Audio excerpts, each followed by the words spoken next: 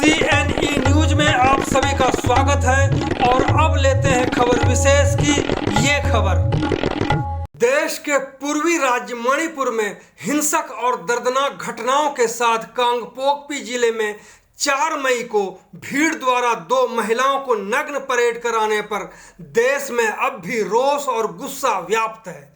मणिपुर के अलावा जहां कहीं भी ऐसी घटनाएं घट रही हैं, इसको लेकर संत समाज भी सख्ते में है। ऐसी घटनाओं को लेकर सतगुरु श्रद्धानंद सत्संग ट्रस्ट की ओर से 28 अगस्त को महाराज अनूप सिंह के नेतृत्व में मौन पदयात्रा निकालने की तैयारी की गई है।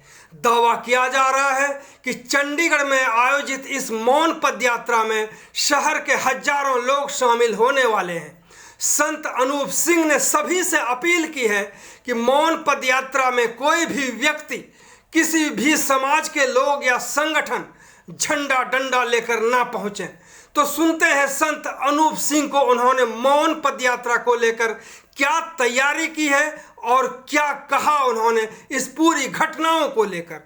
तो सुनते हैं संत अनूप सिंह को। 28 अगस्त को शाम को हम चंडीगढ़ में मणिपुर की हिंसक घटनाओं के विरोध में एक हमारा अपना रोष प्रकट कर रहे थे।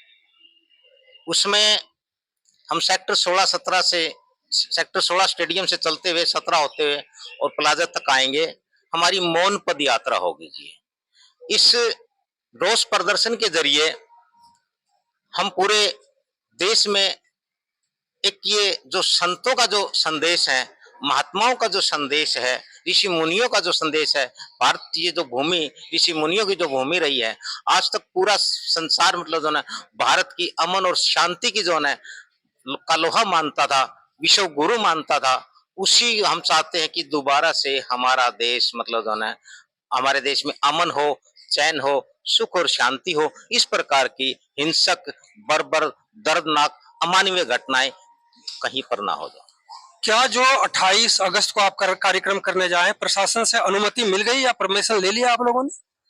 प्रशासन से को हमने सूचित किया, गवर्नर साहब को, एसएसपी साहब और डीसी साहब को हमने लेटर दिए।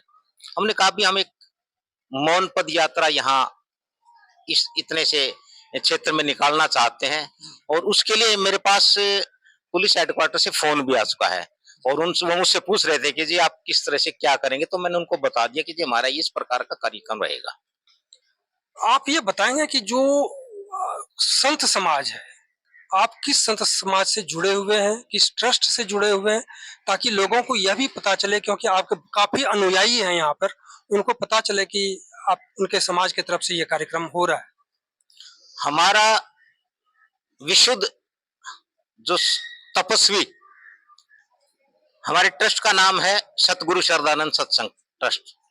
सतगुरु श्रद्धानंद जी महाराज जो कि मेरे गुरुजी रहे हैं, वो हिमालय में 10 वर्ष तक कठोर उन्होंने तप किया और जो ऋषि मुनियों की, जो संत और महात्माओं की जो हमारी प्रणाली, जो हमारा मत चला रहा है, उसी के ऊपर हम ये चाहते हैं इस देश में जो गुरु और सतगुरु की जो प्रथा रही है हमारे देश में, गुरु और शिष्य की जो प्रथा रही है हमारे देश में, कि भी क्योंकि गुरुओं से ज्ञान प्राप्त करके, गुरुओं से मतलब उनको उसके उपदेश के जरिए ही मनुष्य अपने आप को शांत स्थिर कर सकता है, उसके अंदर सद्बुद्धि आती है और फिर वो अमानवीय कृत्य नहीं करता।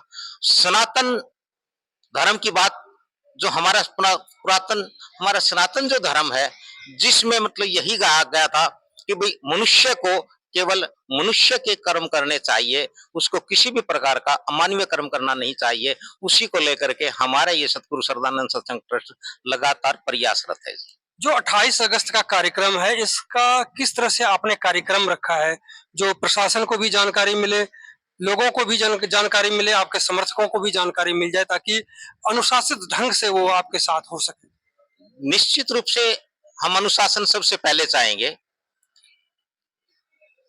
सेक्टर 16 से हम मौन पद यात्रा आरंभ करेंगे। सेक्टर 16 स्टेडियम से जी, क्रिकेट स्टेडियम से, और 16-17 की लाइट से होते हुए और हम इसका प्लाजा में हम इसका समापन करेंगे। किस तरह से समापन करेंगे? क्या इस टाइम कैंडल भी जलाएंगे, संबोधन भी होगा, भीड़ भी जुटेगी यहाँ पे? नहीं, भीड़ तो जुटेगी। संबोधन तो यही है कि हम ये चाहते हैं कि भी ये अवसर कोई संबोधन का नहीं है।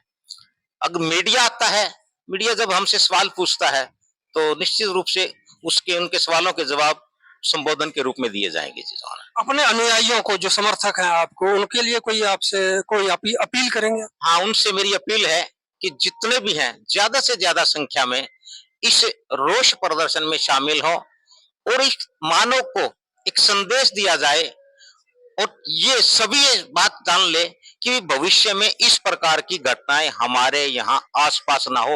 और मणिपुर में 3 मई से जो घटना चल रही है, जो हिंसा जो जारी है, जो रुक नहीं रही, थमने का नाम नहीं ले रही, प्रशासन और सरकारी स्तर पर किस प्रकार के प्रयास किए जा रहे हैं या नहीं किए जा रहे हैं, वो किस तरह से रुके और वहां पर पुनः किस प्रकार से अमन बहाली हो, इसके लिए मतलब जो ना हमारा ये एक संदेश है, या आप ये कहे कि जी हमारा संबोधन है या ये हमारा मार्च है। मणिपुर में सिर्फ हिंसक घटनाएं ही नहीं घटी, बल्कि 2-3 महिलाओं के साथ भी जो हुआ है उसको लेकर के आप कुछ कह सकते हैं? बहुत बर्बर हुआ है, उसका कोई जिक्र करने के लायक वो बात नहीं है, क्योंकि वो जब हमारा देश है तो देश का मतलब है कि पूरा देश एक भाईचारा। इस पूरे देश में कहीं पर भी कोई भी अगर व्यक्ति है तो वो हमारा भाई है, हमारा बंधु है, हमारा पिता है, हमारा मित्र है। और अगर कोई भी स्त्री है वो हमारी बेटी है, हमारी बहन है, हमारी माता है। तो वो जो हुआ है, वो हमारी माँ बहनों के साथ जो हुआ है वो बहुत ही अमानवीय हुआ है।